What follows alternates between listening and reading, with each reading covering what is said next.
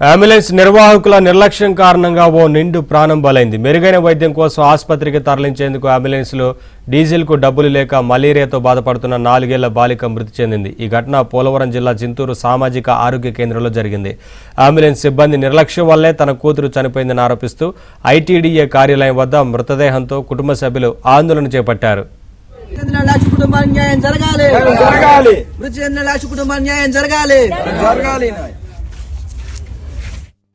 బయటికి రాత్రిగా జరిగిందని టాబ్లెట్ వేసుకున్నారు. టాబ్లెట్ హాస్పిటల్ తీసుకొచ్చిన తర్వాత 12:30 ప్రాంతంలో అంబులెన్స్ ఫోన్ చేశారు. 2 అంబులెన్స్ అందుబాటులో 108 అంబులెన్స్ ఫోన్ చేశారు సార్. 2 అంబులెన్స్ కూడా అందుబాటులో ఉంది. 4 రోజుల నుంచి లేదు సార్ అంబులెన్స్. దాన్ని రిపేర్ అయిందని ఆగిపోయింది సార్. 1 మంత్ నుంచి అంబులెన్స్ లేదు సార్ హాస్పిటల్. మొన్న అక్కడ యాక్సిడెంట్ అయిన కేసులు కూడా అలాగే చనిపోయింది అంబులెన్స్ లేదు. Single ambulance